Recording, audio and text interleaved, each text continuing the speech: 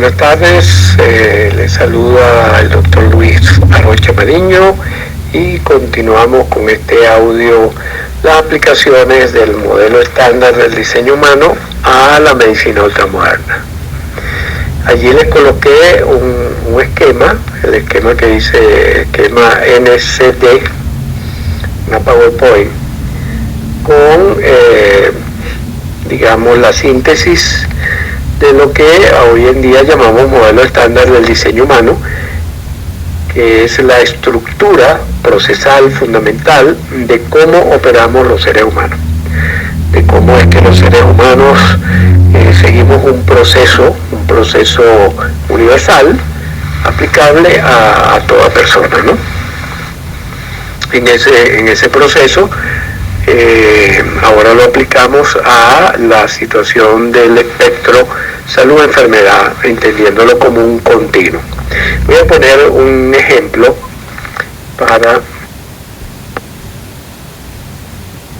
voy a poner un ejemplo para que veamos la utilidad pragmática, práctica de este enfoque que hemos decidido denominar medicina ultramoderna, es decir, la apertura al siglo XXI de los cambios paradigmáticos esenciales para que la medicina continúe avanzando. Voy a utilizar el caso de la obesidad, el caso de las personas que tienen un sobrepeso. Lo primero que tenemos que tener en cuenta, y también utilizando el esquema GAME, ¿verdad? Tomar en cuenta es la genética. Hasta donde sabemos en la actualidad, esa genética nos predispone a tres tipos, a una clasificación de tres tipos de estructura óseo-muscular o estructura del organismo, ¿no? Aquella vieja división entre atlético, pícnico y leptosómico. La persona con sobrepeso generalmente está vinculada o a un abuso epigenético de la entrada de energía o a una facilitación genética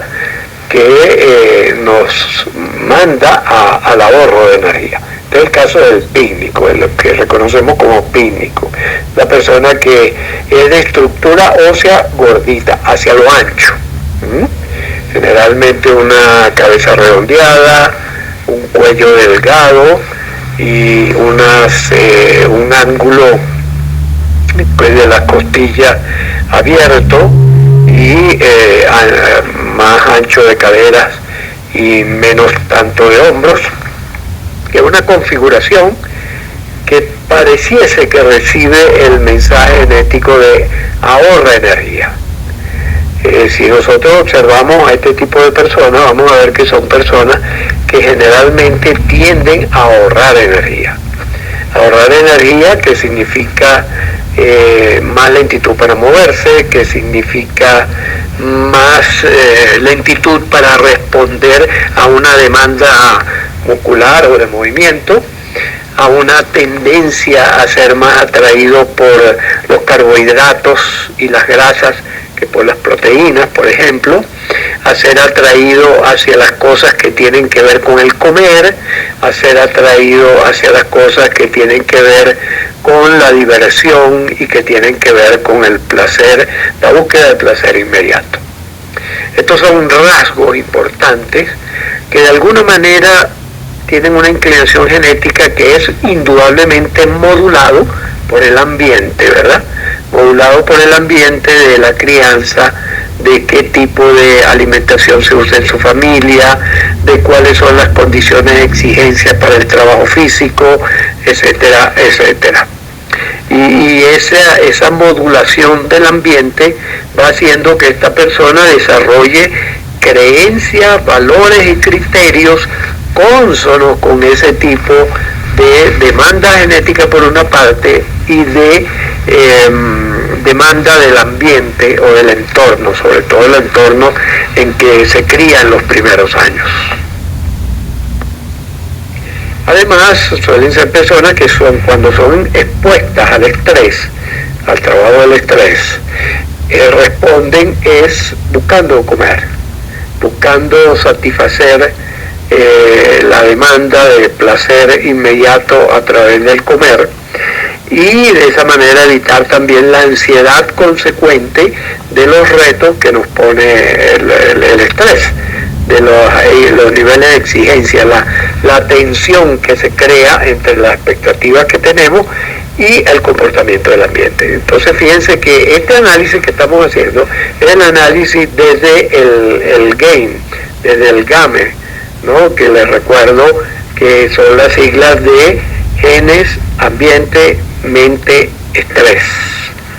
y al cual añadimos una T para significar pues el transcurso del tiempo, el paso del tiempo. Entonces, en la pesca que hacemos en la medicina ultramoderna, lo que estamos es buscando estos elementos, cómo se permutan entre sí, cómo se combinan entre sí, para dar lugar a una tendencia. Entonces, fíjense que de acá derivamos que este nuevo paradigma nos induce a pensar dinámicamente, a pensar no ya las enfermedades como algo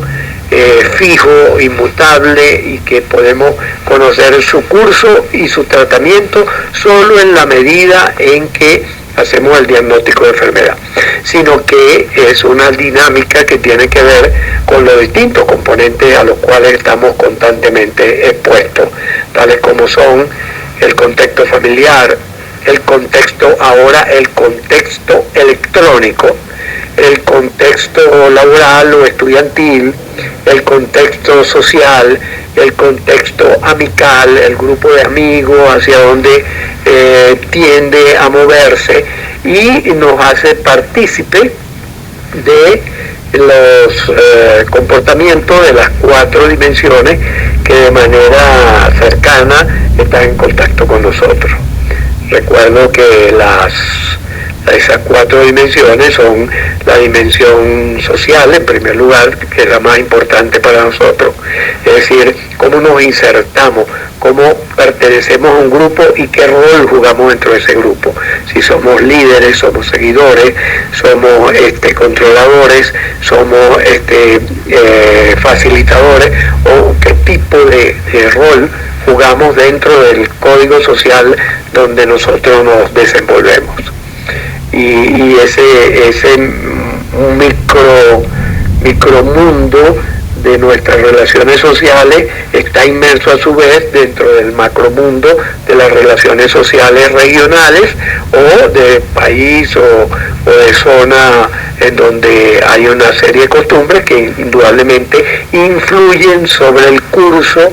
que va a tomar en el caso del ejemplo, esa obesidad inclinándose hacia la salud o inclinándose hacia la enfermedad. Y allí es donde centramos la atención médica, allí es donde centramos las intervenciones, tomando en cuenta cuál es la tendencia de lo que está viviendo la persona en adelante, cómo lo afronta y cómo lo dirige en una o en otra polaridad, hacia la polaridad de la salud o hacia la polaridad de la enfermedad. Y todo el conjunto de medicamentos y de intervenciones que nosotros hacemos está dirigido precisamente hacia modificar la tendencia para que sea cada vez más saludable. Si quieren comunicarse conmigo, ya saben, luisarochaster@gmail.com, y un abrazo y seguimos.